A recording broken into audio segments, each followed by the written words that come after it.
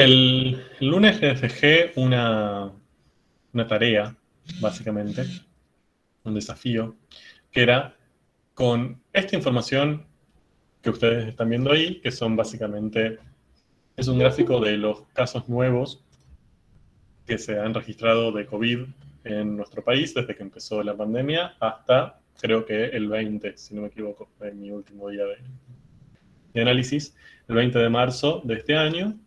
Ahí lo que tienen son lo que está graficando es día a día cuántos casos nuevos diarios se fueron reportando por el Ministerio de Salud. Entonces, lo que yo les había propuesto como para usar todo lo que habíamos trabajado en la última clase, y como un desafío casi más que como una tarea, era tratar de encontrar una manera de estimar cuántos casos de COVID totales hubo en Argentina. ¿Se entiende? O sea, no solamente, o sea, usando esa información de los casos nuevos, poder llegar a la información de, en total, cuántos casos se reportaron. Fíjense que la información es distinta, ¿no? Por supuesto, porque ahí lo que tienen en su eje Y son número de casos mm, diarios reportados. O sea, por ejemplo, el pico máximo que se dio este verano eh, fue de 140.000 aproximadamente casos en un solo día, nuevos. ¿Bien?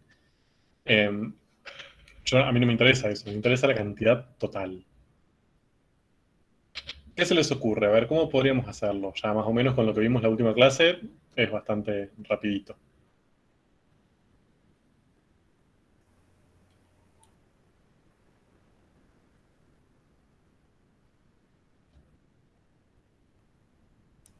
Qué silencio. Separar la gráfica en secciones e ir sacando como el valor medio de cada sección y después sumarlo todo.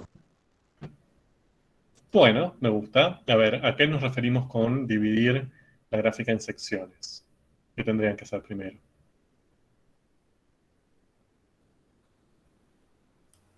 Buscar picos que se parezcan, por así decirlo.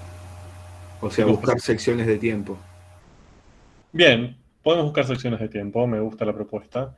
Es decir, lo que podríamos hacer primero sería dividir, lo voy a hacer en verde si se ve, dividir, digamos, todo el periodo de tiempo que estamos analizando. Bien, acá estos son aproximadamente 730 días, ¿no?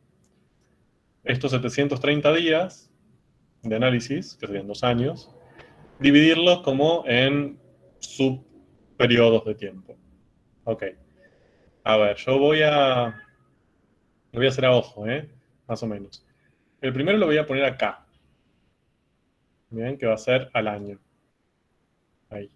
O sea que acá tenemos 365 días.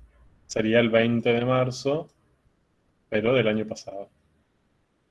Entonces, para mí una sección va a ser esta parte, ¿no? Desde el inicio hasta ese día. Y otra la vamos a poner, no sé, acá, si queremos, ¿no? Que sería el 1 de octubre.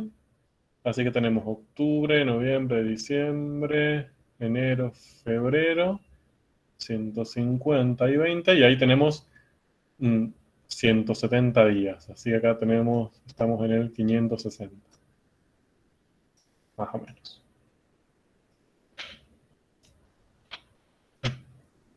Bien, ¿y ahora qué podemos hacer con esa división de tiempo? A ver, se entiende lo que dice, ¿no? O sea, simplemente estos 730 días totales que estamos analizando, los partí en 3 pedazos. El primer año, desde el día 365 al 560, y desde el 560 hasta el final, hasta el 20 de marzo de este año.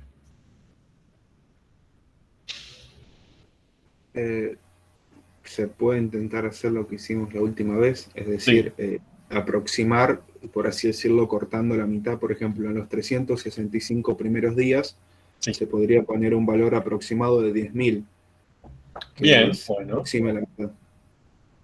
perfecto. O sea, fíjense lo siguiente. Ustedes acá, ¿se acuerdan que eso es lo que hicimos el otro día? ¿Qué función teníamos graficada? ¿Qué funciones habíamos graficado y intentamos hacer ese análisis? Mejor dicho, Eh, ¿qué representaban esas funciones? una era un líquido en función del tiempo Pero, y otra era ¿qué del líquido? La temperatura del líquido en función del tiempo. No exactamente. La velocidad de llenado. Tampoco. La velocidad de cambio de la temperatura. Eso. Era la velocidad de cambio de la temperatura. ¿Bien? O sea, no era directamente la temperatura del líquido. Eso fue lo que intentamos buscar. ¿Bien? Que se acuerdan que hicimos una gráfica que nos daba como un máximo y después una asíntota. Bien, eso fue lo que intentamos buscar. Pero la información que teníamos no era esa directamente. Era la razón de cambio de la temperatura en función del tiempo. ¿Bien? O sea, lo que teníamos graficado en el eje Y tenía unidades, grados Celsius por minuto. ¿Bien? Entonces, esto para nosotros, ya al verlo, nos daba la idea de que lo que teníamos era una derivada, ¿bien? Una velocidad. Era una magnitud, por ejemplo, la temperatura, sobre una unidad de tiempo. ¿Bien? Y al principio también habíamos analizado otro caso, ¿se acuerdan? Que era del autito que se movía. ¿Qué unidades habíamos usado ahí para el eje Y, para las funciones que analizábamos? Que teníamos 60, 40, menos 60 después. ¿Kilómetro-horas? Bien, era kilómetros por hora. Bien, que era la velocidad a la que se movía ese auto. Y fíjense que acá también tenemos lo mismo. La magnitud que está cambiando, que sería la distancia o la posición del móvil, sobre la variable independiente, ¿bien? Sobre el tiempo. Acá, ¿tenemos algo parecido? O sea, ¿cuáles son las unidades de estos números? O sea, este 100.000, ¿qué unidad tiene? Número de casos por día. Bien, entonces sería casos, sobre día, ¿no? O sea, sería el número de casos que se da en un día de análisis. Entonces, fíjense que acá es como si tuviéramos, es una analogía, ¿bien? Es como si los datos que tuviéramos fueran una derivada, ¿no? Básicamente lo que estamos analizando acá es una magnitud, pero no directamente la magnitud. O sea, no estamos acá presentando la cantidad total de casos, como antes no presentábamos los kilómetros o los grados. Lo que estamos presentando como información es los grados en función del tiempo, o mejor dicho, los grados relativos al tiempo, ¿sí? Cuántos grados aumenta o disminuye por minuto. Los kilómetros en relación al tiempo, es decir, cuántos kilómetros recorre hacia un sentido o en otro, o en una hora. Y en este caso, los casos, vale la redundancia, o relativamente al tiempo también. ¿Cuántos casos nuevos, pero por día? En cambio, lo que yo estoy queriendo averiguar acá es la cantidad total de casos. A mí ya no me interesa por día. Al contrario, yo lo que quiero es conocer la cantidad de casos, no día a día, sino todos estos días. O sea, lo que sucedió en estos 730. Entonces, eso es lo que nos da la idea, o es una forma, un indicio, de darnos cuenta que lo que tenemos graficado acá lo podemos pensar como una razón de cambio. ¿Bien? No tenemos la función casos en función del tiempo, sino que tenemos los casos diarios. Entonces acá es como si tuviéramos una derivada, entre comillas, de la función casos. Ahora, si ustedes tuvieran que graficar la función casos en función del tiempo, ¿bien? Casos totales, ¿cómo esperan que sea esa función? Siempre. Continua. Continua, positiva, Creciente. bien, y creciente. Excelente. Miren todo lo que sabemos de esa función. Es continua, lógicamente, por lo que está representando. Es positiva, porque no podemos tener menos 7 casos en total. ¿Bien? Sí, quizás en algunas de estas podríamos tener velocidades negativas, ¿bien? Pero en este caso, como la cantidad total de casos no podría ser negativa. Y también creciente. O sea, nunca van a disminuir los casos totales. No es que de hoy para mañana la cantidad de casos van a bajar 10. Obviamente siempre se van a sumar casos nuevos. En todo caso se va a mantener constante, pero nunca van a bajar. ¿Bien? Entonces, ¿con qué de lo que estamos viendo acá, que nosotros esto lo estamos pensando como la derivada de esa función, podemos relacionar el hecho de que la función casos en función del tiempo sea creciente? Siempre.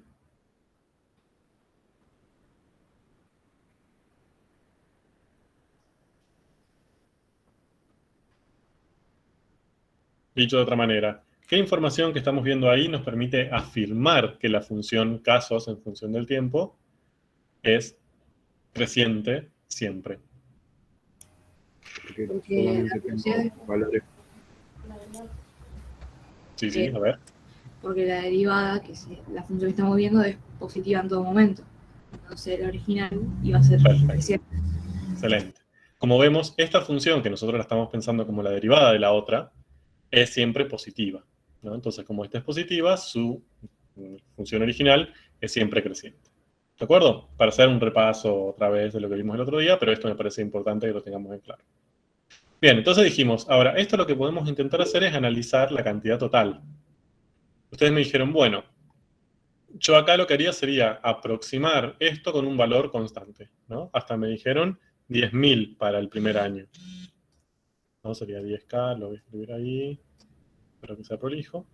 Y ustedes dicen, bueno, yo esto lo voy a aproximar así, como en vez de, imagínense que es constante, en vez de que sea esta formita que tiene, que sea constante. ¿Por qué? ¿Por qué nos servía? ¿Por qué era necesario hacer eso? Para poder aproximar un valor. Bien, perfecto. Excelente. Porque si no era constante, no teníamos una manera adecuada, fácil de llegar al valor total, ¿no? A la acumulación de casos. En cambio, si es constante, por ejemplo, si yo supongo que constantemente todo este año hubo 10.000 casos diarios, ¿bien? ¿Cómo podría ser para calcular la cantidad total en este periodo?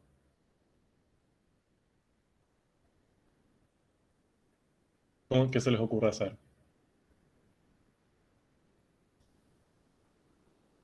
Por suma de Riemann. Ni siquiera aparecieron, ni siquiera existen todavía en nuestra clase eso.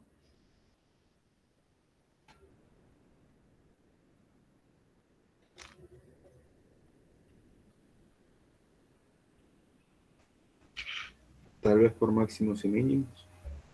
No, más fácil. Achicando más el año en vez de hacerlo un semestre, un trimestre. Se están complicando. O sea, yo no quiero exactitud. Yo les digo, supónganse que ustedes tienen una velocidad constante, ¿no?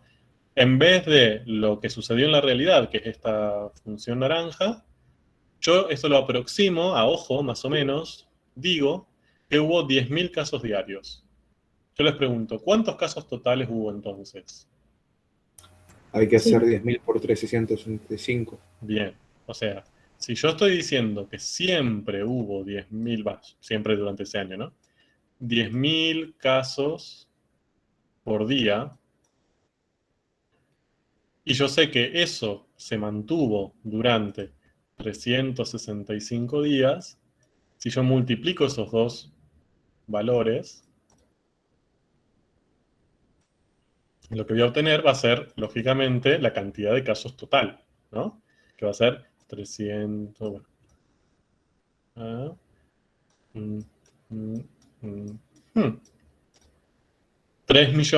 3.650.000 casos. Bien, y esto, a ver, es pensable. Si hubo 10.000 por día y pasaron 365 días, debería sumar 10.000 más 10.000 más 10.000 más 10.000, 365 veces. Bien, y llegaría a este número. Eso es lo que me permite hacer la función constante, pero no me permite hacer la función naranja. ¿Se ve? La función naranja yo no puedo hacer eso, ¿no? Porque acá lo que tendría que hacer sería buscar el dato día por día de cuántos casos hubo y empezar a sumar. Obviamente que al principio hubo pocos casos. Diría, bueno, 3 más 5 más 5 más 2 más 8 y así sumar. Y ahí sí encontraría la cantidad total exacta en el día 365. De hecho, si esta función fuera continua, fíjense que no es continua, es discreta. Acá tenemos un dato por día, ¿no? Pero podría darse el caso de que estemos trabajando con una función continua. Y eso lo que yo dije recién no lo podría hacer, porque no tengo puntos para sumar. Bien, tendría que elegir puntos como, no sé, por ejemplo, números naturales o cosas por el estilo para sumar. No lo podría hacer si el dominio fuera real. Entonces, esa es la ventaja de las funciones constantes. Las funciones constantes me dicen, bueno, si vos me suponés que esto se mantuvo constante en este periodo de tiempo, por ejemplo, entonces tranquilamente multiplicando la duración de ese periodo de tiempo por el valor constante de la función, entonces ahí puedo encontrar la acumulación de la función en ese periodo de tiempo. ¿Bien? Si multiplico los 10.000 casos diarios por la cantidad de días que yo supongo que se mantuvo esa cantidad, entonces voy a poder encontrar cuántos casos totales aparecieron en ese periodo de tiempo. ¿Bien? ¿Cómo haría en este caso? A ver, ¿qué cuenta tendría que hacer para el segundo intervalo que generé para encontrar esa cantidad de casos totales? 25.000 por 170 más la cantidad que calculaste antes. Bien, 25.000, o sea, esa fue su aproximación a ojo, ¿no? Entonces, a ver, voy a cambiar de color así nos guiamos. Ustedes me dicen que lo aproxime aproximadamente en 25.000, o sea, una cosa así. ¿De acuerdo? Ahora, tendría que hacer, o sea, yo supongo que constantemente, obviamente que acá estoy cometiendo un error, ¿no? Tengo 25.000 casos por día. ¿Y por cuántos días multiplico?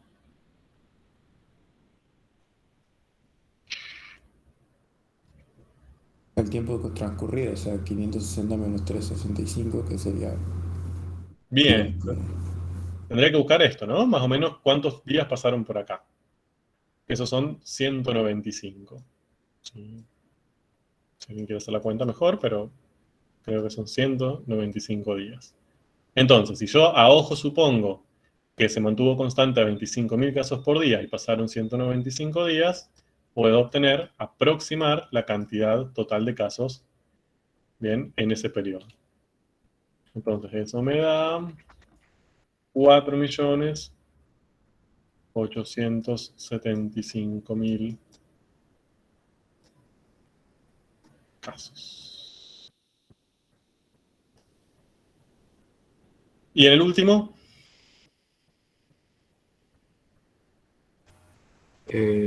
Corto a la mitad la curva más grande, o sea, 60.000 casos el promedio. bueno, hacemos 60.000.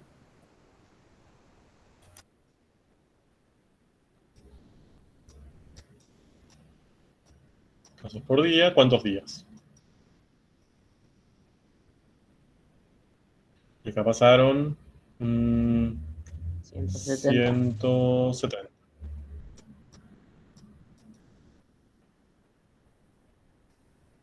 Entonces, ahí acumulamos 10.200.000 casos.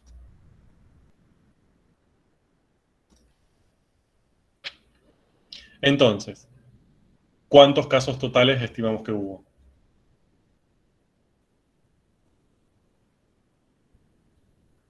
En todo el periodo, en los 2 años.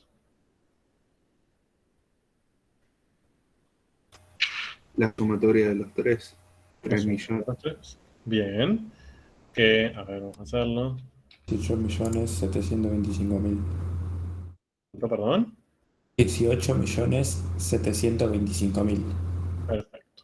Entonces, esa fue nuestra estimación. Entonces, esto nosotros fue lo que estimamos. Bien, le vamos a poner el acumulado, el cambio total de los casos. ¿Sí? O sea, desde el inicio que hubo 0 casos hasta el final, el cambio de la cantidad de casos que hubo, ¿sí? Por eso aparece el delta, es aproximadamente igual. ¿Se acuerdan que usábamos este signo? Porque esto no es un valor exacto. El valor exacto lo tendríamos sumando día a día todos los casos. 18.725.000 casos, según nuestra aproximación. ¿Bien? Ahora, viendo a ojo, así, viendo dónde estaban nuestras constantes, ¿ustedes creen que estuvo bien? ¿Que quizás nos pasamos? ¿Que quizás estuvimos cortos? Obviamente estos son aproximaciones, pero uno puede hacer un análisis así a ojo. ¿Qué les parece?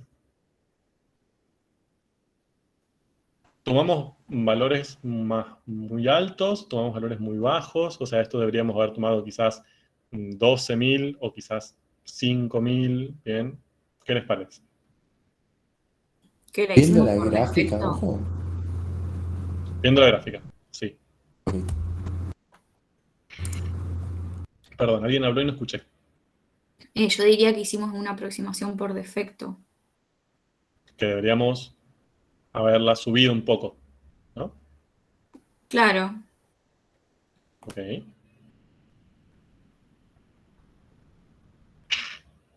¿Todos de acuerdo? Sí. Ok. Bueno, ahora, comparemos con el dato real. ¿Bien? O sea, si nosotros sumamos todos esos valores durante los 730 días, obtendríamos el valor exacto, ¿no?, de casos de COVID reportados en Argentina. Esa es la cantidad de casos reales. Entonces, ¿nuestra estimación cómo fue? ¿Por exceso o fue por defecto? Por exceso. Por exceso. Por exceso, por recontra mil exceso. Bien, igual, a ver, ¿esto está mal o está bien? Está perfecto, ¿eh? Fue nuestra estimación, fue coherente, dividimos en ciertos periodos, buscaron ustedes valores constantes adecuados, ¿sí? O sea, no me buscaron acá en el primer periodo 100.000, lo cual sería erróneo, ¿bien? Ustedes buscaron un valor que a ojo les pareció adecuado. Perfecto, excelente. Ahora, nuestra aproximación fue por exceso, ¿de acuerdo? La aproximamos más de lo que era en realidad. Ahora, para mí, ya con ojos de años de hacer esto, era claramente una aproximación por exceso. Fíjense acá, en esta se ve mucho mejor. Su aproximación es esta constante de acá. Bien, nosotros dijimos, durante todo ese periodo, estamos a 60.000 casos por día. Fíjense que tenemos un cierto periodo donde la realidad supera nuestra aproximación. Hubo más casos por día que esos 60.000. Pero fíjense todo el tiempo donde fue al revés. ¿Bien? Hubo un montón de días en donde la realidad tuvo menos casos por día que la que nosotros aproximamos. Tuvo menos de 60.000. ¿Bien? Es la cantidad de días que fue menos lo real que lo que nosotros aproximamos es bastante mayor que la cantidad de días donde pasó lo contrario. Entonces, para mí acá nos iba a dar un valor superior, o sea, este 10.200.000, ¿bien? Acá falta un 0. Estos 10.200.000, para mí es enorme. Es un número mucho más grande del que realmente hubo en este periodo. Lo mismo acá. Fíjense, hay muchos días donde nos pasamos con respecto a los días que la realidad nos supera. ¿Bien? Entonces, para que tengan una idea, igual ustedes si hacen esto, por ejemplo, en un examen, va a aparecer algo así, hacen esto, lo que hicieron está perfecto, ¿eh? No es erróneo para nada. Pero para que tengan una idea de cómo aproximar bien si lo quieren hacer realmente para encontrar un valor aproximado. Bien, entonces, fíjense que hacer esta estrategia es una muy buena estrategia de aproximación, bien, de calcular aproximadamente cambios conociendo una derivada, conociendo una razón de cambio. Entonces, no solo podemos analizar la derivada desde una perspectiva cualitativa, sino que también podemos analizarla desde una perspectiva cuantitativa. Bien, podemos tratar de sacar, conociendo cómo se comporta la derivada, aproximar a ojo cambios en la función original. Bien. Ok, entonces, eso que lo hicimos en la clase anterior, que lo hicimos en esta, lo vamos a intentar de formalizar. Bien, llevarlo a un lenguaje matemático adecuado y van a aparecer conceptos, le vamos a poner nombres a las cosas que fuimos haciendo. Van a ver que es muy sencillo.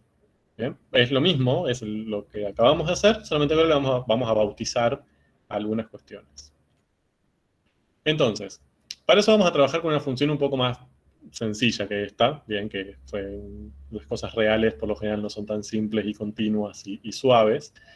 Entonces vamos a trabajar con un caso más sencillito, que es esa función que tienen ahí, esta h, ¿bien? que la vamos a pensar, para hacer un ejemplo de la vida cotidiana, como la velocidad. Bien, acá tenemos velocidad. Bien, creo que lo podemos pensar en metros sobre segundo, si quieren, para usar una unidad lógica, de un camión. Bien, o sea, durante todo este tiempo, que son 120 segundos, o sea, 2 minutos, es la velocidad que registramos, o que registra el velocímetro de un camión. Entonces, empecemos con el análisis cualitativo antes del cuantitativo, antes de empezar a sacar información sobre qué está pasando con el camión. Tratemos de analizar qué nos quiere decir o qué información podemos sacar de esa gráfica. ¿Qué me podrían decir? A ver, toda la información que se les ocurra de ese camión conociendo su velocidad. Que está desacelerando. Que está desacelerando, muy bien. ¿Qué palabra usamos habitualmente en la cotidianidad para decir desacelerar? Frenar. Frena, bien. O sea, el camión está frenando, bien. O desde la física, desacelerando, muy bien. Que es ¿Qué más? decreciente. La velocidad es decreciente, bien, que es lo que nos permitió decir que está frenando, ¿no? Que cada vez tiene una velocidad menor. Pero siempre positiva. Bien, ¿eso cómo lo interpretábamos? ¿Qué significaba que siempre sea positiva? Que se Decreciente el mueve. movimiento. ¿Qué No significa cambia eso? de dirección. Bien, es De decir sentido. que siempre se está moviendo hacia el mismo sentido, mejor dicho, más que dirección. Bien, o sea, siempre, por ejemplo, hacia adelante. Está frenando, pero siempre se mueve hacia adelante. Muy bien. ¿Qué más? Llega a frenar del todo. Bien. A los 2 minutos se detiene. ¿Sí? Porque su velocidad final es 0. Entonces, empezó a frenar, pero al final yo sé que se detiene. No es que está a una velocidad menor que la inicial. Es menor y además es 0. Bien. Y también sabemos, por ejemplo, que inicialmente a qué velocidad iba. Así A 50 kilómetros. 50 metros sobre segundo. Bien. Excelente. Ahora, ¿frena linealmente? No, como que en un momento comienza a frenar linealmente y luego hay comienza a frenar como más fuerte, por así decirlo. Bien, o sea, tenemos la velocidad no es lineal, es decir, no tenemos una función, un segmento de recta ahí. Entonces, esa velocidad cambia, pero no de manera lineal. No siempre que pasa el mismo periodo de tiempo va a cambiar de la misma manera la velocidad. Bien. Ok. Entonces, sabemos un montón de cosas del camión solo viendo esa función. Bien. Entonces, ahí se las listé. Se mueve durante 2 minutos, no cambia el sentido de movimiento, o sea, se sigue moviendo, por ejemplo, hacia adelante, siempre. Cuando empezamos a medir, o sea, cuando se empezó a hacer este gráfico, se estaba moviendo, de hecho, a 50 metros por segundo. Está frenando hasta detenerse completamente. Bien. Su velocidad es variable, no es constante. No es que siempre tiene la misma velocidad en esos 120 segundos. Bien. Y esto es algo que trabajaron un poco en Matemática 1 y me gustaría repasar, que es que su velocidad media no es igual a su velocidad instantánea. ¿Qué quiere decir esto? Que el camión se va a mover bien, a una cierta distancia en esos 120 segundos. Bien. Ahora, ahí yo puedo sacar una velocidad promedio. Puedo decir, no sé, a ver, se movió 240 metros en 120 segundos, divido, eso me da 2 metros por segundo. Bien, entonces ahí tendría una velocidad promedio. Puedo suponer que se movió constantemente a 2 metros sobre segundo. Si eso fuera así, ¿cómo sería esta gráfica? Si siempre se moviese a la misma velocidad.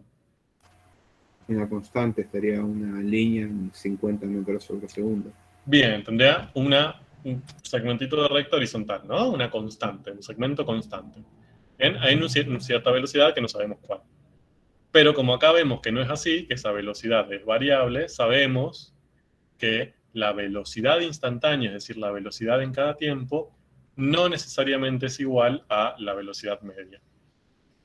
Bien, a esa velocidad promedio que calculamos antes. Quizás en algún punto sí, ¿no? Por ejemplo, si ese segmento de recta fuera este, quizás en este punto de acá, sí, se iguala la velocidad instantánea, que sería la que mide el velocímetro del camión, con esta que sería la promedio. ¿Bien? Pero no pasan todos los tiempos. Eso es lo que quiere decir esta frase. Bien. Entonces, si todo eso lo que dijimos lo ponemos gráficamente, es decir, representamos muy sencillamente este movimiento del camión, lo que veríamos sería algo así.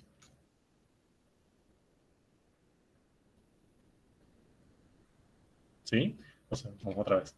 Empieza a moverse bastante rápido, a una velocidad bastante grande, y esa velocidad va disminuyendo, es decir, va frenando, cada vez se va a mover más despacito, y se va a detener en el tiempo final. ¿Sí? Va a empezar de una cierta posición inicial, va a terminar en una cierta posición final, y desde el tiempo inicial 0 hasta el tiempo final 120 segundos, lo que veríamos es que el camión frena hasta detenerse. Toda esa información la podemos sacar de manera cualitativa de analizar esa gráfica. ¿Bien? Un montón. Ahora, de todas esas cosas, bueno, además de todo esto, ¿qué cosas no sabemos? ¿Bien? ¿Qué información no tenemos de este camión? La masa. La masa, bien, ok. Me refiero a su movimiento, para acotarlo. De todo esto que estoy pensando. Sí. La distancia que recorrió. Bien, por ejemplo, esto no sabemos cuánto es. ¿Bien? Es una incógnita para nosotros. No sabemos cuánto se movió hasta detenerse. ¿Cómo le llamarían a esto simbólicamente? Una incógnita. Bien, es nuestra incógnita que nosotros la podríamos simbolizar como delta X, ¿no? Sería el cambio de la posición. ¿Cuánto cambió su posición en todo ese periodo de tiempo que lo estuvimos analizando? ¿Y cómo lo calcularían? Si tuviéramos que buscar una fórmula para calcular ese delta X con estos datos. La posición final menos la inicial. Bien, sería XF menos X0, ¿no? Es decir, este valor de posición final menos este valor de posición inicial. Bien, excelente. Entonces, este delta X no lo conocemos. ¿Qué otras cosas no conocemos? La dirección en la que se mueve. Bien, exacto. Nosotros acá fijamos un eje unidimensional, dijimos esa es su dirección, pero en el plano no sabemos en qué dirección se mueve desde ya. Sabemos que no cambia de sentido, ¿no? Pero la dirección no la conocemos. ¿Qué más?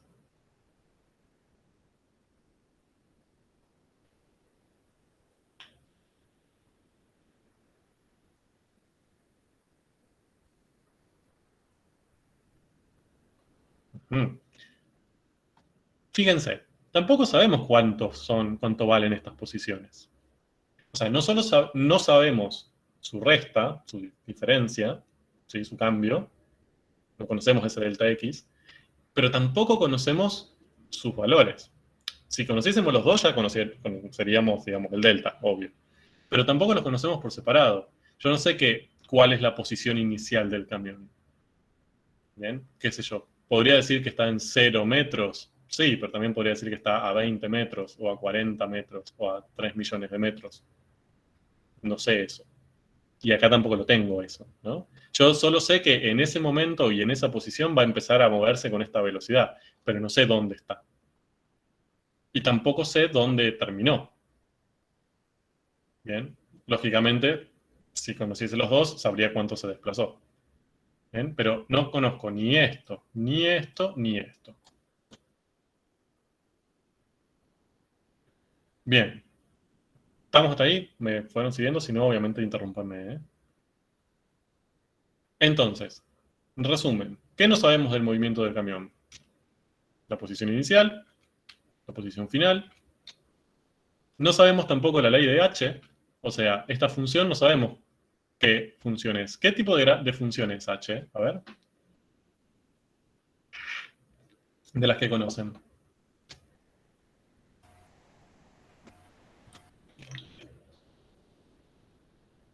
Una cuadrática.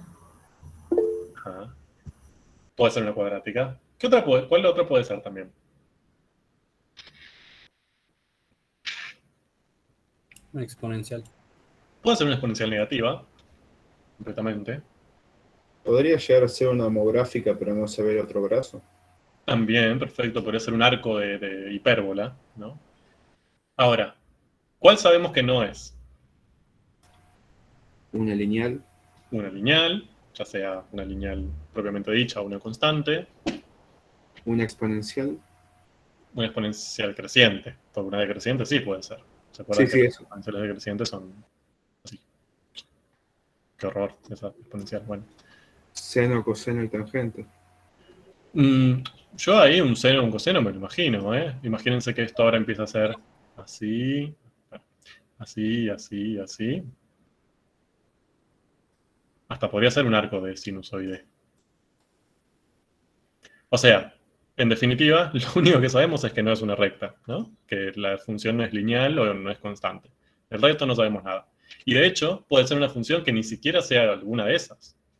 Puede ser una combinación de, no sé, un exponencial y en el exponente tener un polinomio, por ejemplo. ¿Bien? Es una composición de funciones, tampoco lo tenemos idea. Así que eso no podemos asegurarlo. Solo podemos asegurar que no es una lineal. Bien. Y tampoco, como dijimos, sabemos cuánto avanzó. Bien, no conocemos ese delta X. Ahora, ¿cómo podemos hacer, o sea, cómo podemos usar todo lo que hicimos antes para tratar de ver o de aproximar cuánto avanzó? ¿Qué se les ocurre?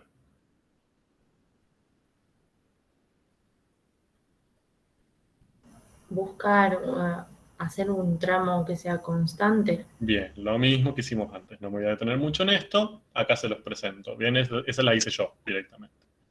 Fíjense, de los 120 segundos lo dividí en dos partes. Dije, bueno, voy a agarrar los primeros 40 segundos y los últimos 80. Para los primeros 40, más o menos a ojo, ¿bien? Lo que aproximé es esta constante. Mientras que para los últimos 80, repito, a ojo, utilicé esta constante. ¿Sí? Ustedes me podrían decir, y yo en vez de acá 35 lo hubiera hecho en 30, o en vez de 10 lo hubiera hecho en 15. Bueno, obviamente que es una aproximación, es mi aproximación. Y a esta función nueva la llamé h asterisco. ¿Bien? Entonces, yo lo que hice fue aproximar la función velocidad h, que es la real, la que midió el velocímetro del camión, con otra, irreal, aproximada, inventada por mí, pero para aproximarla, con tramos constantes. ¿Bien? Entonces, ahora yo lo que puedo decir es esto. Ya cuando vemos esto te dicen, ¿qué pasó ahí? ¿De dónde salió esto? ¿Cómo podrían encontrar el cambio de la posición? A ver, ¿qué se les ocurre hacer con lo que vinimos haciendo? Como tenemos la velocidad y el tiempo, se pueden multiplicar. Bien. Entonces, en el primer caso, yo diría, bueno, voy a aproximar que durante los primeros 40 segundos, todo ese tiempo se movió a 35 metros por segundo. Entonces, lo que tendría que hacer sería, para calcular el cambio en el primer periodo, multiplicar 35 metros sobre segundo. ¿Por qué? ¿Por qué valor? 40 segundos. Por 40. Por 40 segundos, ¿no? Entonces yo digo, si cada segundo se movió 35 metros y eso lo hizo durante 40 segundos, al multiplicar estos dos valores, esto me va a dar un cierto valor, que va a ser, si no me equivoco, 1400. ¿No? Sí, 1400. 1400 metros. ¿Sí? Entonces ahí yo diría, bueno, en los primeros 40 segundos se movió aproximadamente, bien, 1400 metros. O, bueno, punto. Y en el segundo tramo, ¿qué cuenta tendrían que hacer? Digan ustedes. 10 por 8. 7 10 por 80 segundos. por 70. Casi. Por 80. 80 segundos. Que sería lo que duró ese segundo periodo. Lo que obtenemos son 800 metros, ¿no? Entonces, ¿cómo interpretarían esto? A ver. Que la distancia total aproximada que recorrió el camión fueron 2.200 metros. Bien. De esos 2.200 metros, 1.400 aproximadamente los recorrió en los primeros 40 segundos y los últimos 800 en los últimos 80 segundos. Bien, eso también indica que está frenando, ¿no? Lógicamente, al principio se va a mover mayor distancia porque venía una velocidad mayor y después menor. Bien, fíjense que todo lo que puse acá son aproximados, porque esto no está representando exactamente lo que hizo el camión, es una aproximación. Bien. Esto es lo que nosotros hicimos, ¿sí? Que sería el delta X, pensarlo como un delta X1 más un delta X2, ¿sí? La suma de estos delta X. Acá lo podemos resumir de esta manera. ¿Bien? Acá lo que está trabajando son con los delta X asterisco, es decir, está trabajando con los... Esto es lo que hicimos nosotros, pensando en la función Bordeaux, no en la función violeta. Y aparece este simbolote, bien, que se los presento. Esta es la letra sigma mayúscula en el alfabeto griego, sería como la S mayúscula, ¿no? Como nuestra S grande. En el alfabeto griego se escribe así, ¿bien? Y se llama sigma. Y en matemática lo que representa es una sumatoria. ¿Bien? ¿Para qué se usa? Para resumir simbólicamente sumas de muchos términos parecidos. ¿Bien? Entonces, si yo quiero sumar muchas veces términos que son muy parecidos entre sí, que tienen la misma estructura, en vez de escribirlo, ¿bien? Lo que puedo usar es ese símbolo sumatoria y listo. Por ejemplo, supónganse que yo acá tendría que sumar delta X1 más delta X2 más delta X3 más delta X4, así hasta delta X77. Bien, sería un garrón escribir todo eso porque tengo que escribir 77 términos en el que solamente cambia el numerito. Entonces, esto nos permite toda esa estructura resumirla bien y escribirla de manera más corta. ¿Cómo lo leo?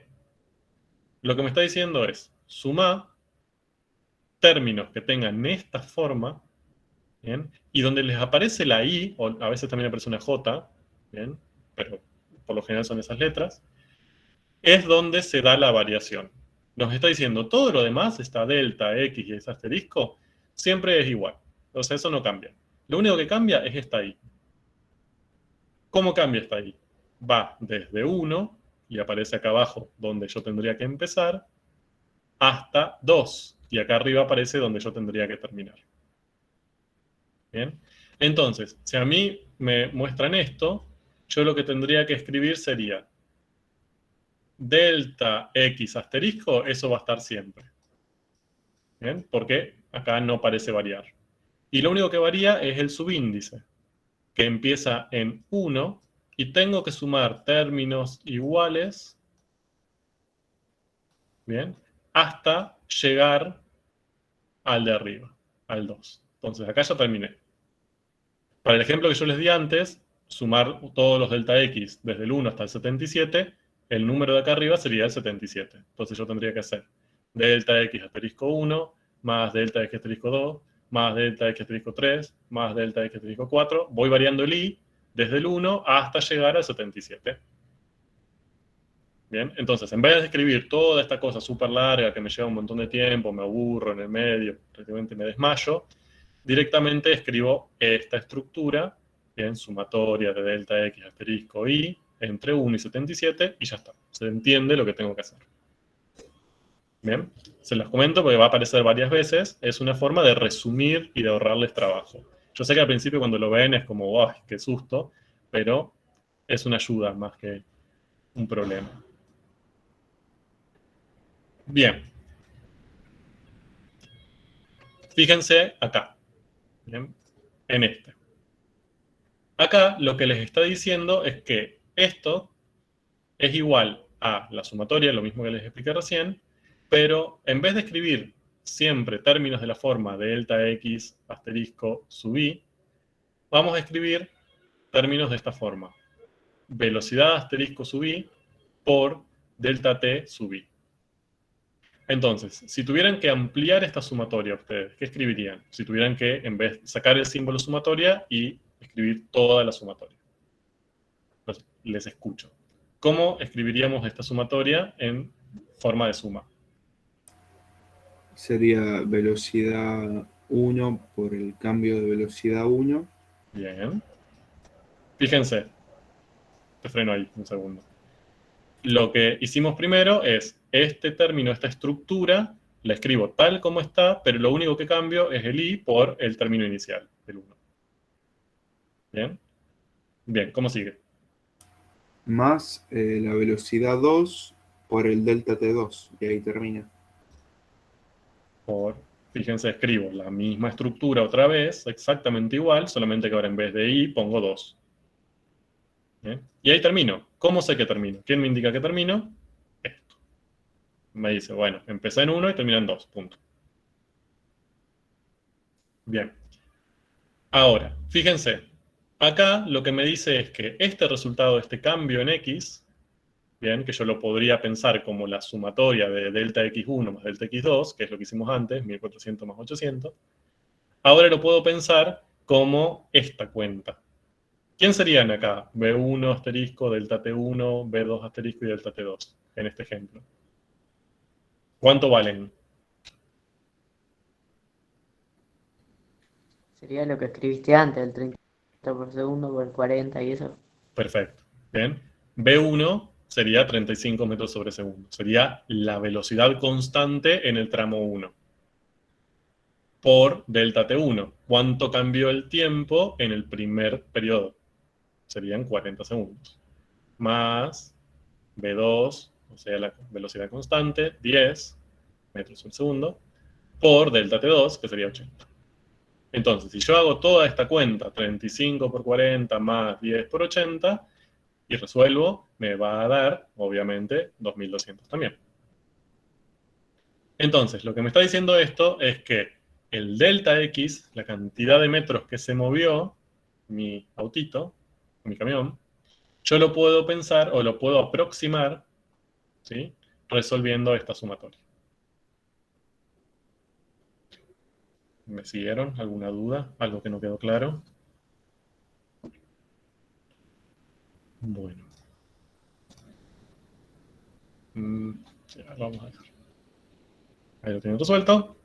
Y les da 2200, lo mismo que vimos recién. Entonces, ese valor que nosotros obtuvimos recién es el de la función Bordeaux. Ahora, ¿yo puedo decir que el delta x sin asterisco, o sea, el delta x de la función violeta es 2200? No. Porque acá yo lo que estoy haciendo es una aproximación. De hecho, estoy aproximando la función violeta con la Bordeaux. Yo no sé si eso vale. O si estoy cometiendo un error por exceso, por defecto, no lo sé. Entonces, lo que puedo escribir es que el delta x es aproximadamente igual a 2200. ¿Bien? Cuando le pongo el asterisco y cuando me estoy refiriendo a la Bordeaux, puedo poner el igual. ¿Por qué? Porque para la Bordeaux yo sé que vale 2200. Eso lo puedo calcular con exactitud. Ahora, cuando en vez de la Bordeaux paso a la violeta, entonces ahí ya no puedo poner igual. Tengo que transformar ese igual en un aproximado, porque yo sé, porque ahí no estoy, o sea, la función Bordeaux no me está representando exactamente el caso real. Es una aproximación, es una forma que tengo de aproximarla a ojo para tratar de obtener información cuantitativa aproximada. ¿Bien? Bueno, voy a borrar todo esto, que es un caos. Entonces, esta es la primera estrategia la que veníamos usando. ¿Sí? Nos permitió aproximar ese cálculo del delta x, o sea, ahora podemos decir que aproximadamente el camión al frenar se movió 2,2 kilómetros, ¿sí? 2200 metros, pero solamente nos permitió aproximar. ¿Bien? Ahora, la pregunta es, ¿Podemos mejorar esa aproximación? Sí, tomando menos intervalo de tiempo, más reducido. Bien, serían más intervalos de tiempo, o dicho de otra manera, intervalos de tiempo más reducidos, ¿no? Como que en vez de hacer 2, como hice yo, bastante vagamente, podemos tomar más escalones en esa función escalera. ¿Sí? Por ejemplo, 4. Entonces ahí tenemos, por ejemplo, la función que le llamamos B2 asteriscos, que es una aproximación de h. Y acá podemos hacer lo mismo. Fíjense en qué cambia la notación de sumatoria. ¿Dónde aparece el cambio? En el 4. En En el extremo superior. El resto, fíjense que la estructura es igual. Y eso es algo lindo de la notación de sumatoria. Que cuando ustedes lo escriben así, se dan cuenta de que es lo mismo. O sea, más allá que acá tendrían que escribir más términos, pero la estructura general es la misma. Lo único que cambia es que en vez de multiplicar 2 veces, en vez de sumar 2 veces, acá van a tener que sumar 4. Nada más. ¿Bien? Y si quieren aproximar mejor, en vez de 4 tendrán que sumar 8. Y dividir esto en 8 escalones. Y si quieren aproximar mejor, en vez de 8 tienen que sumar 36. Y así. Bien. Y entonces, ahí tienen la cuenta hecha. No me voy a detener mucho. Sería 40 por 20 más 30 por 20 más 15. Bien. Entonces está toda la cuentita hecha y eso da 2100. Entonces, para la función Bordeaux es exactamente 2100. Para la función violeta, que es la que estamos queriendo aproximar, es aproximadamente 2100. Bien. Entonces, de esta forma, que sería aumentando la cantidad de escaloncitos, nos permite aproximar ese cálculo con una mejor aproximación. Pero todavía no llegamos a calcularlo exactamente. ¿Bien? Sigue siendo aproximado. ¿Bien? Podemos confiar más quizás en este 2100 que en el 2200. Y mientras más escalones le pongamos, más vamos a confiar. Pero seguimos sin hallar un valor exacto. Entonces, lo que quiero que hagamos ahora, antes de avanzar, es todo esto que estuvimos haciendo, hasta ahora, que espero que hayan más o menos comprendido o me hayan seguido, es transformarlo a palabras precisas. ¿Sí? Entonces, lo que tienen ahí escrito, esa lista de 5 pasos, es lo que hicimos. O sea, no es nada nuevo. Es lo que acabamos de hacer, pero hecho como un orden de pasos. Ahora, eso está escrito con un lenguaje coloquial, ¿sí? Cotidiano. Lo que vamos a ir haciendo es transformando cada una de esas oraciones a un lenguaje más preciso. Entonces, fíjense, el primero es definir con qué función e intervalo trabajaremos. ¿Qué significa eso? Que lo que tenemos que hacer es decidir, bueno, qué función queremos aproximar y esa función, ¿qué representa en estos casos? ¿Qué tiene que representar esas funciones? O mejor dicho, ¿qué funciones estamos eligiendo para hacer estos procesos? Ya sea la del autito inicial, la de la velocidad de la temperatura, la del COVID, o en este caso. ¿Qué tienen en común? Que hay una especie de desaceleración, una especie de curva con respecto a los que no saben con precisión cuál es la fórmula. Bien, en algunos sí sabíamos, se acuerdan que al principio eran constantes. ¿Bien? Pero en realidad a lo que voy es que fíjense que estas funciones por lo general son derivadas, ¿bien? O las podemos pensar como una razón de cambio. Obviamente esto lo podemos hacer sobre cualquier función, pero si estas funciones representan una derivada, una razón de cambio, lo podemos pensar de esa manera, podemos interpretar el resultado. Si la función h me representa una derivada, una razón de cambio de algo que está cambiando, entonces cuando yo haga todo este proceso, el número que voy a obtener al final, por ejemplo ese 2100, me va a representar el cambio de esa magnitud. Por ejemplo, en este caso, si h representa la derivada de la posición, ese 2100 va a ser el cambio de la posición del auto. ¿Bien? Puedo hacer esa relación entre esta función h con el número que obtengo. Entonces, primero definimos esa función y el intervalo de trabajo. Después los dividimos ese intervalo de trabajo, ¿bien? En n subintervalos. Por ejemplo, en este caso, en este ejemplo, lo dividimos en 4, acá como está representado.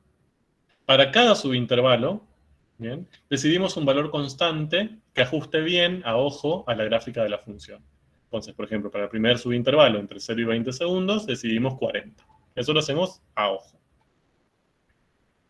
Después, lo que hacíamos era multiplicar la medida de ese subintervalo, su longitud, en este caso, por ejemplo, 20 segundos, lo multiplicábamos por la imagen que habíamos asignado, en este caso 40 metros de segundo. Eso nos daba la aproximación para ese primer periodo de tiempo, en este caso, y si queríamos llevar esa aproximación a todo el periodo, a los 120 segundos, sumábamos todos los productos. Hacíamos eso para el primer escalón, para el segundo, para el tercero, para el cuarto, sumábamos todos los números y listo. Fíjense que eso es lo que venimos haciendo hasta ahora, nada nuevo. Lo que vamos a presentar ahora son las formas correctas de trabajar matemáticamente para hacer este proceso.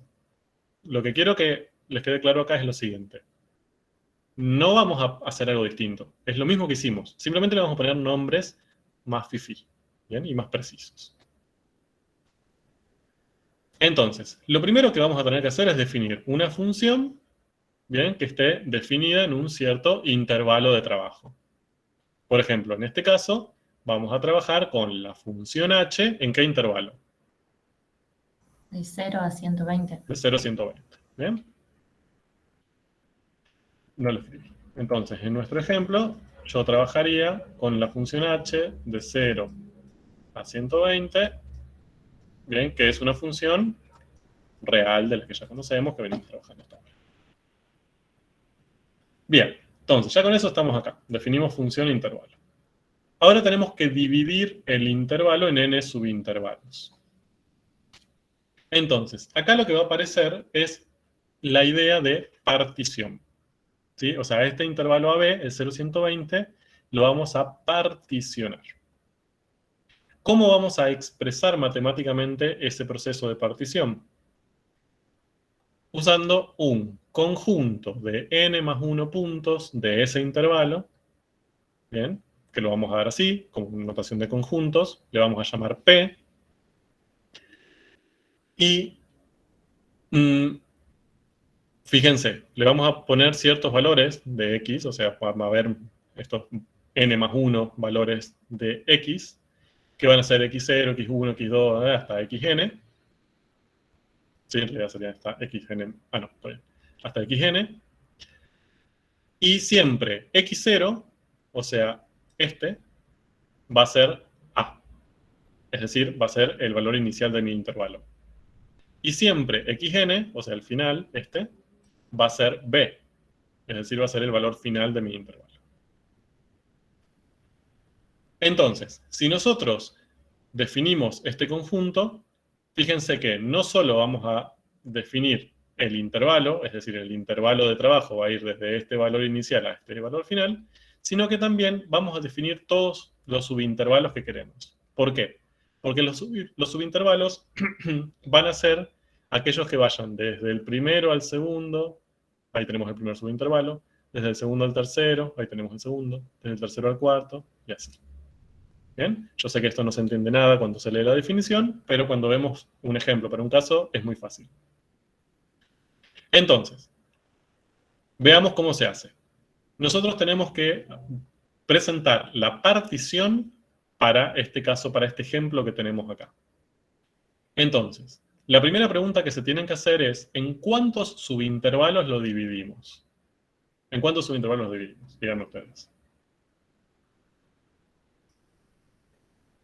4. En 4. En 4. ¿Bien? Entonces, n vale 4. Yo tengo 4 subintervalos en los que quiero dividir el 0 a 120. Si n vale 4, ¿cuántos elementos va a tener el conjunto partición? 4. Fíjense, conjunto de n más 1 puntos. Entonces, si va a haber 4 subintervalos, el conjunto P va a tener 5 elementos.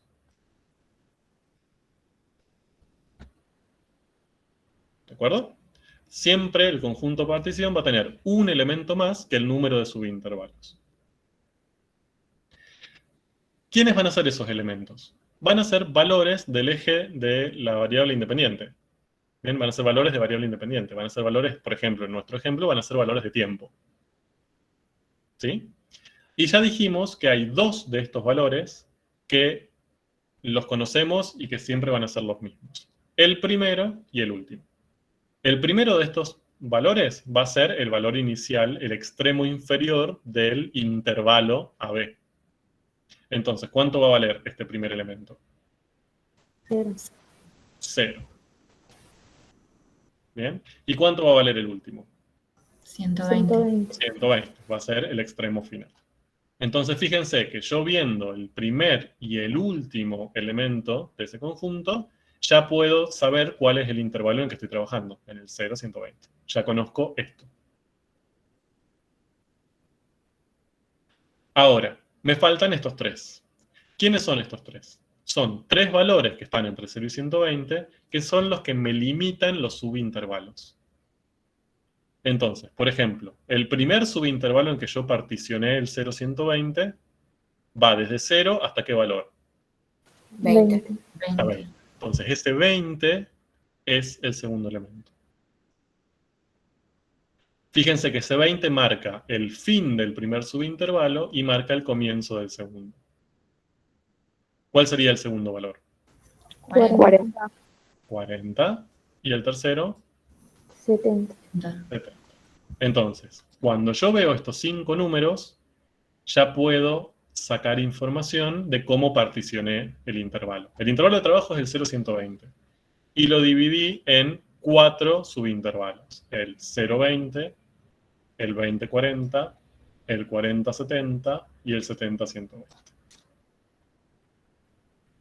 ¿Bien? Entonces, fíjense que con solo dar un conjunto de 5 elementos, ya di un montón de información.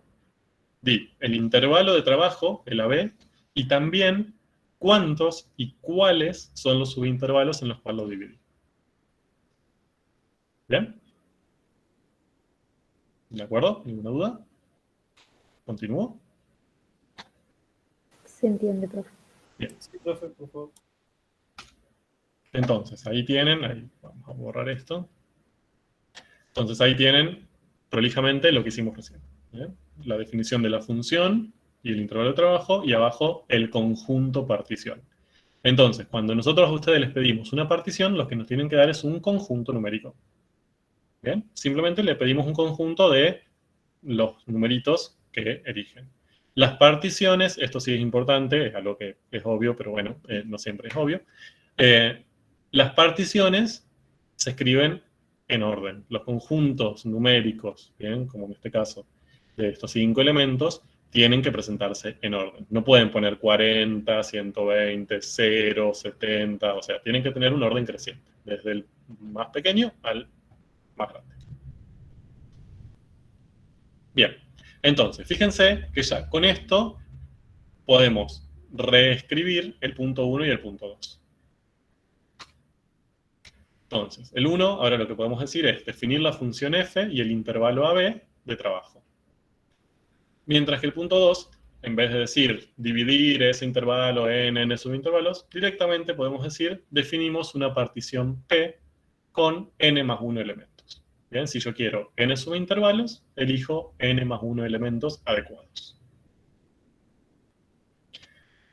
Bien. Vamos al punto 3. El punto 3 nos dice, para cada subintervalo, bien, de estos que decidimos recién, tenemos que decidir un valor constante de imagen que ajuste bien a la gráfica. Por ejemplo, en el ejemplo que tenemos ahí, elegimos 40 para el primero, 30 para el segundo, 15 para el tercero y 5 para el cuarto. Bien. Entonces, acá es donde viene algo que quizás a ustedes siempre les resulta raro. Muchos de ustedes dirían, bueno, entonces lo que yo hago es elegir 40, 30, 15, 5. Y digo, bueno, hago lo mismo que antes. Un conjunto donde pongo 40, 30, 15, 5. Y listo. Ya está.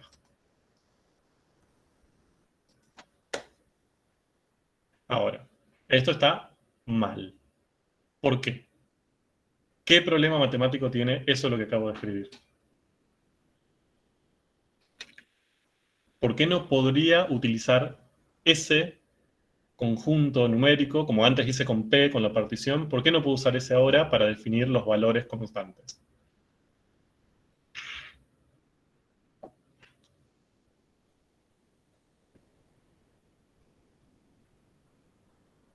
Porque está en el extremo del intervalo, o no tiene nada que ver. Está en el extremo del intervalo.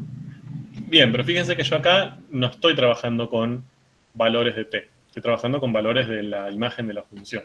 Entonces ahí ya no tengo, o sea, mi intervalo AB es un intervalo de la variable independiente. O sea, eso no me molesta mucho. Es muy tonto el problema, ¿eh? No es nada muy grave. Es grave, pero no es nada demasiado como rebuscado. Pero me complica la vida. No puedo usar esa notación.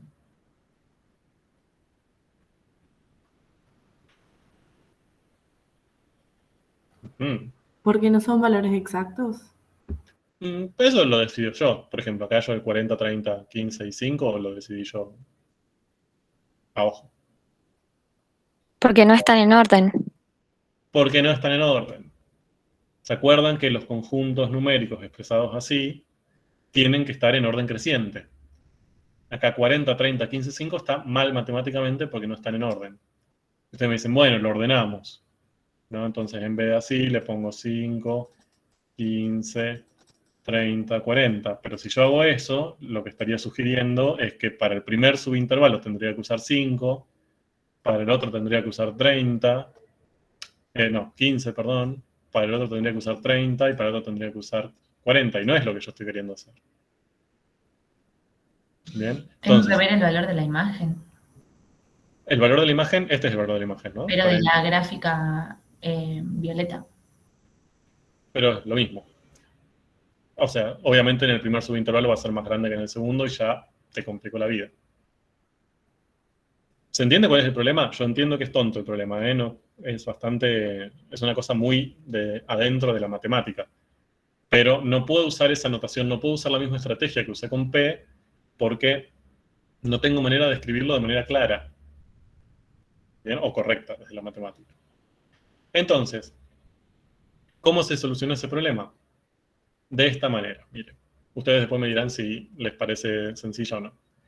En vez de hacer un conjunto con las imágenes, lo que se hace es un conjunto con las preimágenes.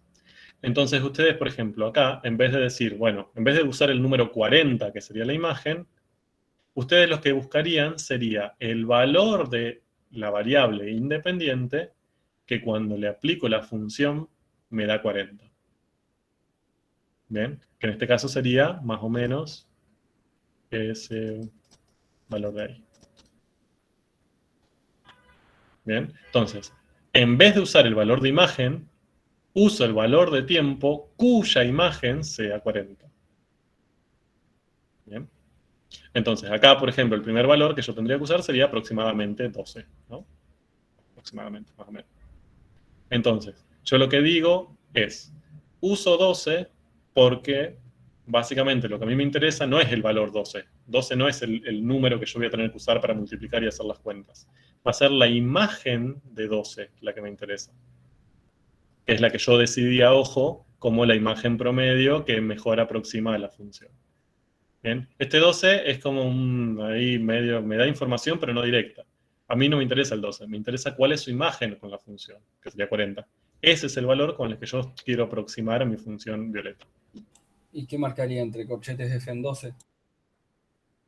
Perfecto, muy bien. Sí, ahora lo hacemos. Pero en realidad fíjense que a mí lo que me interesa no es 12, sino h en 12, que sería 40. Sí, sí. ¿De acuerdo? Perfecto. ¿Cuál sería el segundo? A ver si me entendieron. Para este caso. ¿Cuál sería el segundo valor que yo tendría que tomar para el segundo subintervalo? 28 más o menos. 28. Bien, sería el valor de tiempo cuya imagen es 30, que es el valor que yo estoy tomando. Sería este valor de acá, ¿no? Perdonen la falta de dirección. Sería este valor de acá, que es el valor de tiempo cuya imagen para la función violeta es 30. que sería aproximadamente, no sé, 28. ¿El tercero? 55, 54. Bien. Vamos a ponerle, no sé, 54. ¿Y el último? 80. Y 80 está un poco lejos. Diría 82. A ver, fíjense que eso también sigue siendo ojo, ¿eh? Como acá estamos aproximando, estamos ahí libres. Entonces, repito, acá yo a ojo lo que decido es la imagen. Decido 40, 30, 15 y 5. Pero esos valores no los puedo poner en un conjunto numérico. Entonces lo que hago es un conjunto con sus preimágenes. Ahora, ¿cuál es la ventaja de hacerlo así? Que obviamente estos valores van a estar en orden. Bien, acá el conjunto ahora va a ser 12, 28, 54 y 82. Esto va a estar en orden. Yo lo voy a interpretar como valores de t. Entonces, cuando ustedes me informen este conjunto, yo voy a decir, bueno, lo que me está diciendo es que agarre el valor 12 para el tiempo, me fije cuál es su imagen, y esa es la imagen con la que está queriendo aproximar el primer subintervalo. El segundo es 28. Agarro 28, me fijo cuál es su imagen, 30, entonces ese 30 es el valor con el que está queriendo aproximar el segundo subintervalo. Bien, esa es la información que me van a dar ustedes. Me van a dar cuáles son los valores de tiempo, cuya imagen es la que yo uso en la aproximación. Este conjunto se llama Q, no P, ¿no? Le vamos a poner como nombre Q. Su nombre de pila, el que figura en su DNI, es conjunto selección de puntos compatibles. Bien, entonces, así como el conjunto partición le llamábamos P, al conjunto selección de puntos compatibles le vamos a poner Q. Y si yo tengo n subintervalos, ¿cuántos elementos va a tener Q?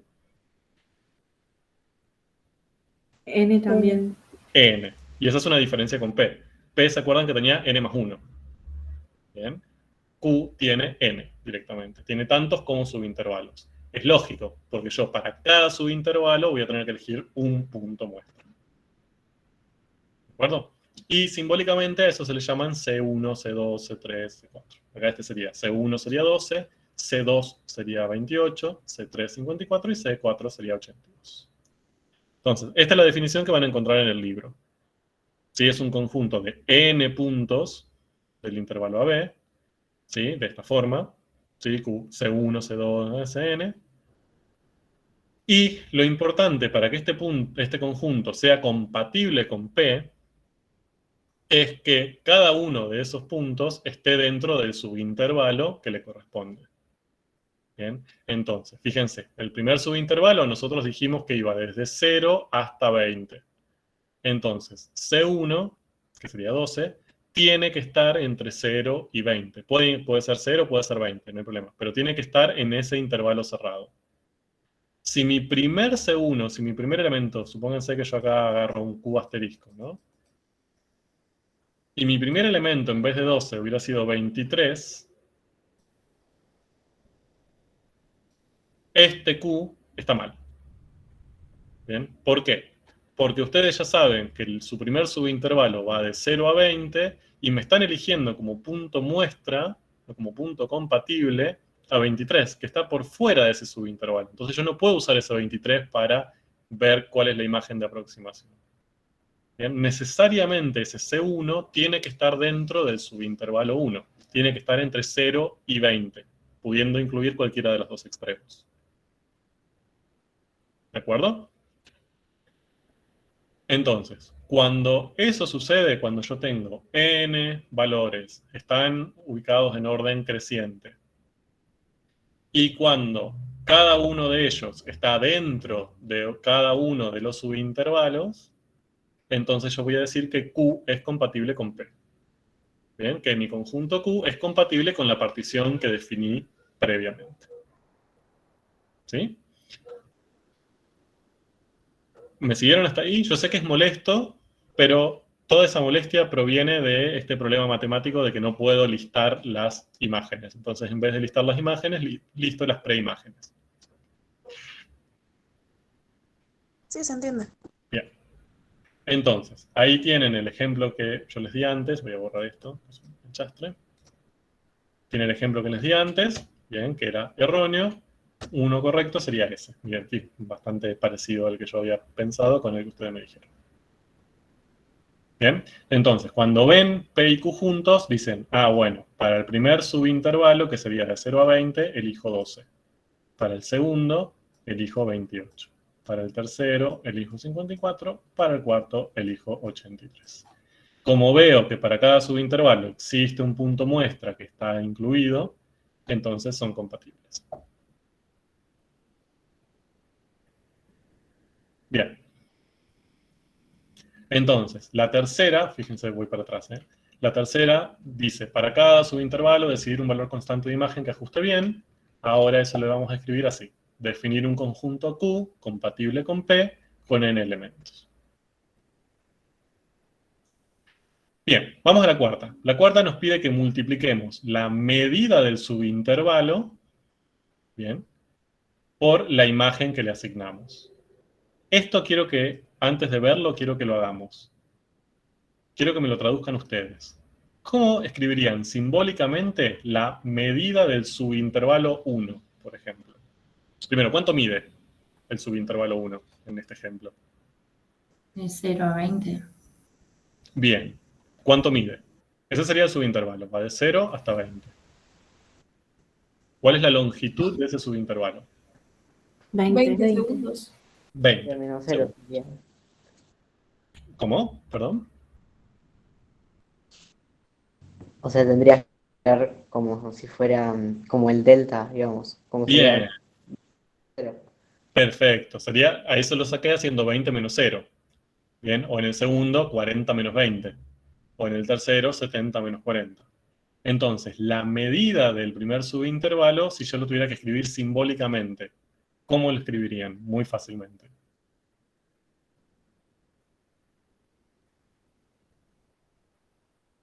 ¿20S? Sí. Delta T. Bien. Bien. Delta T es, en definitiva, el valor final del subintervalo menos el valor inicial, o mejor dicho, su extremo superior menos su extremo inferior. Bien. Y para nosotros, esa es su longitud. Bien, su medida en un espacio unidimensional. No importa. Entonces, yo tengo que multiplicar la medida del subintervalo, es decir, delta T1, por la imagen constante que le asignamos.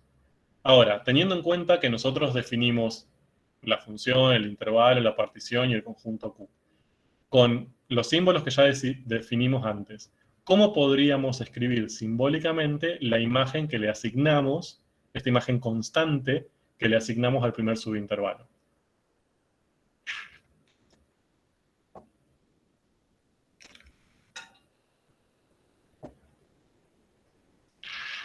Delta T1 por la función en C1. Muy bien, excelente. Muy bien. Fíjense, nosotros no tenemos en nuestros conjuntos que definimos, esto fue lo que nosotros tenemos hasta ahora, estos son los pasos 1, 2 y 3, ¿no? Fíjense que acá en lo que nosotros definimos no tenemos el 40. O sea, bueno, está este 40, pero este es el 40 de tiempo. No tenemos este valor de imagen que está acá. ¿Bien? No, porque acá tenemos los valores de t en los que hicimos la partición, y acá tenemos los valores de t cuya imagen es el valor constante que necesitamos. Entonces, no podemos usar directamente ninguno de estos valores. Lo que nosotros necesitamos como la imagen constante del primer subintervalo, ¿quién es? Es la imagen de la función h sobre el primer punto muestra. Que, ¿se acuerdan que le dijimos? Que se llamaba C1, C2 o 3, C4. Entonces, yo lo que tendría que hacer es multiplicar la medida del subintervalo, o sea, delta T1, por la imagen que le asignamos a ese subintervalo, o sea, h en el primer punto muestra. Bien, con eso tendríamos la el producto en el primer escalón. Obviamente que fíjense, esto lo podemos resolver. Sería delta T1, me dijeron ustedes que serían 20 segundos. ¿Y cuánto vale H en C1? O sea, H en 12.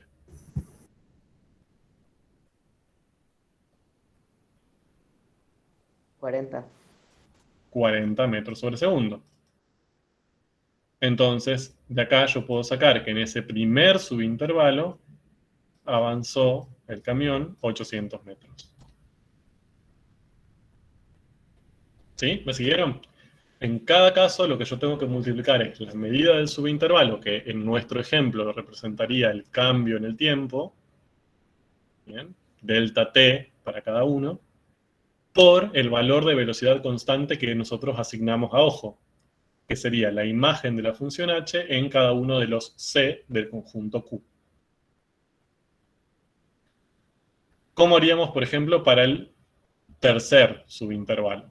¿Cómo calcularíamos ahí la aproximación? Simbólicamente.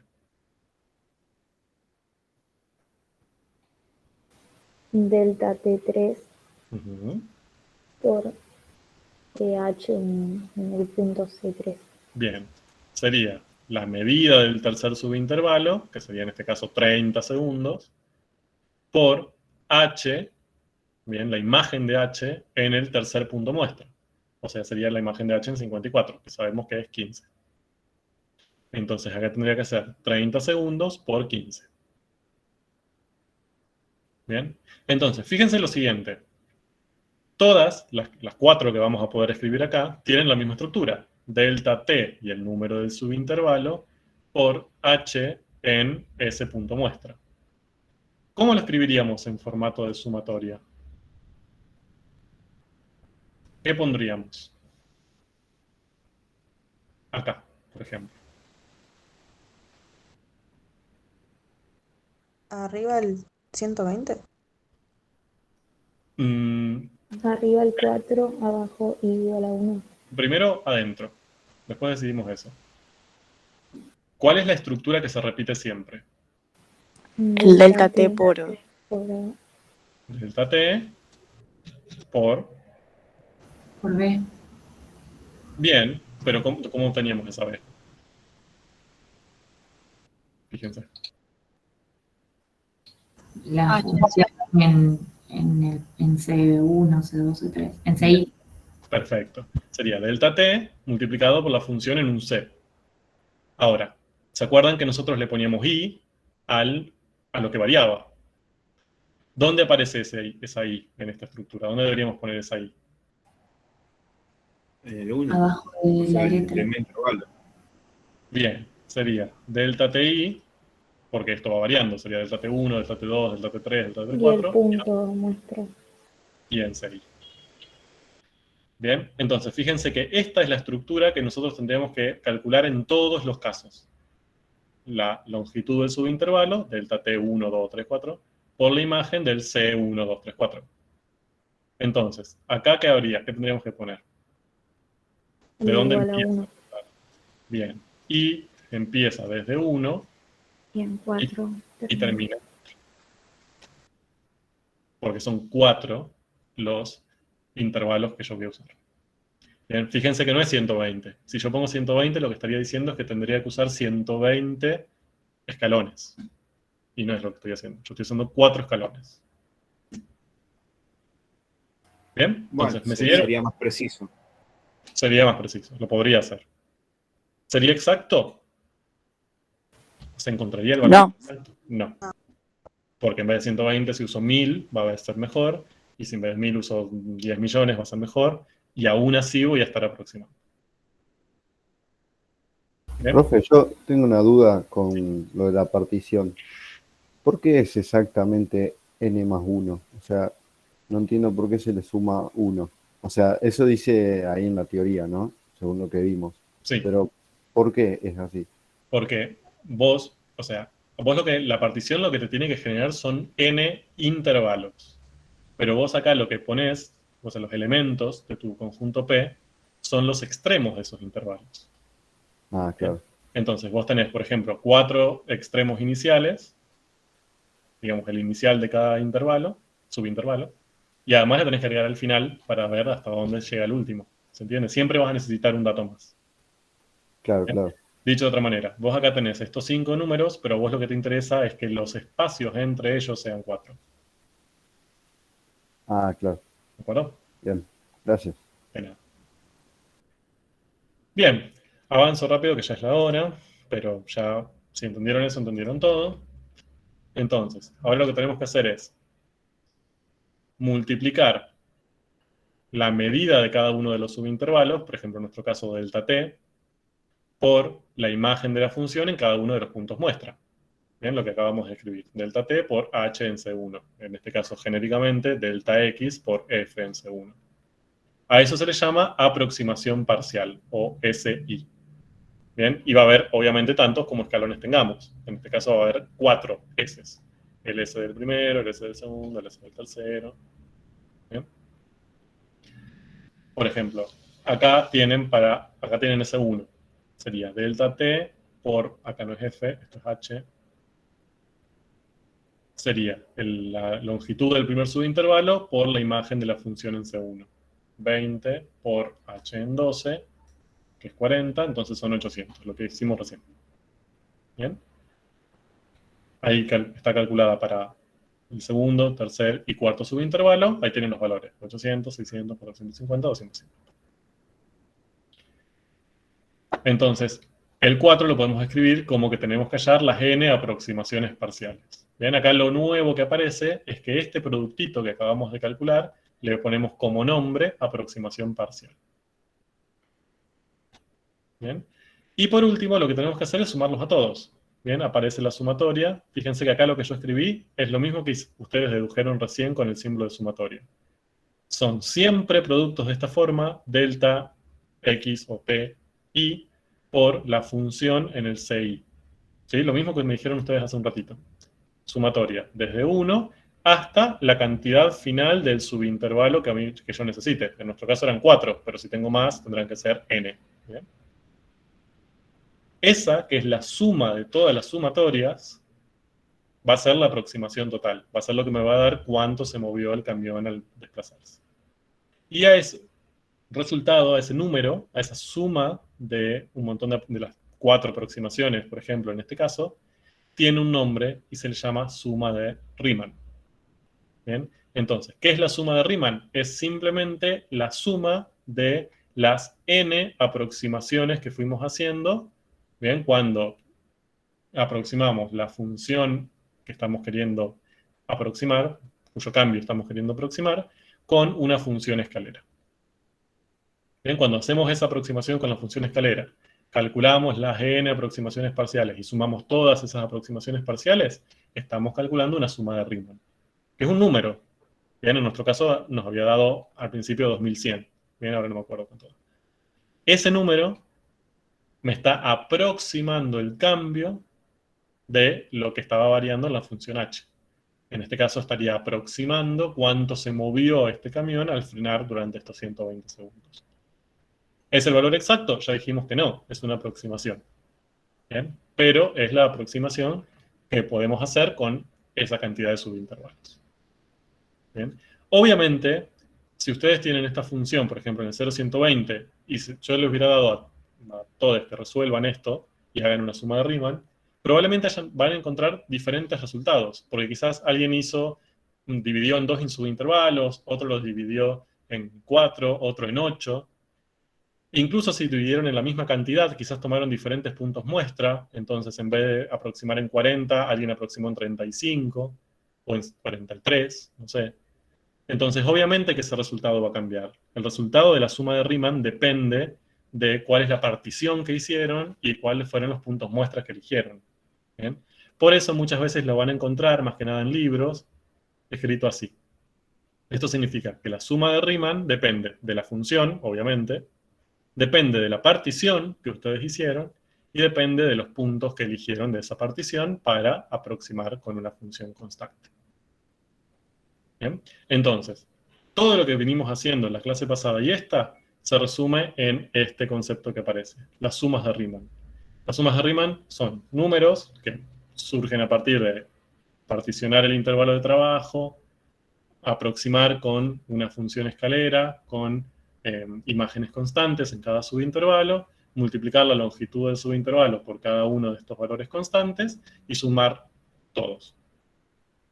Ese valor se llama suma de Riemann. Si la función me representa una derivada, una razón de cambio, ese valor lo que estaría representando es cuánto cambió esto que está cambiando en el periodo de trabajo, en el intervalo de trabajo. Bien, eso es lo que quiero que se lleven hoy. Y es con lo que van a empezar a trabajar la semana que viene, tanto en tareas de aulas como en talleres.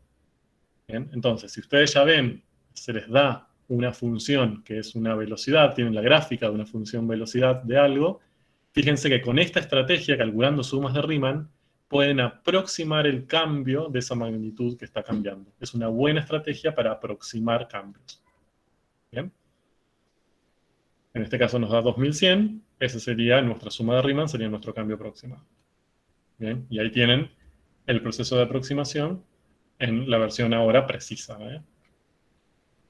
Ahora ya tenemos que cuando decimos todo lo que estaba escrito ahí imprecisamente de esta manera, es la forma matemáticamente correcta de hablar de un proceso de aproximación. Bien, punto por hoy. ¿Fui claro? ¿Alguna duda? ¿Algún comentario? Yo tengo una duda con respecto a las diapositivas. No sé si se subieron o no, porque en comunidades no encuentro. Ah, no las subí todavía. Pero hoy, hasta acá les puedo subir. No les voy a subir todas, así no se spoilean. Muchas gracias, profe. De nada.